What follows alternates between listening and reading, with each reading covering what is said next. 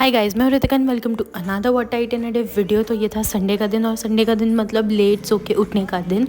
Late उठ के मैं गई कॉलेज की टपरी पे मैगी खाने। बहुत मस्त तड़का मैगी खाई। पहले तो टेस्ट समझ नहीं आया, फिर अच्छी लगी, थोड़े से गप्पे भी मार लिए।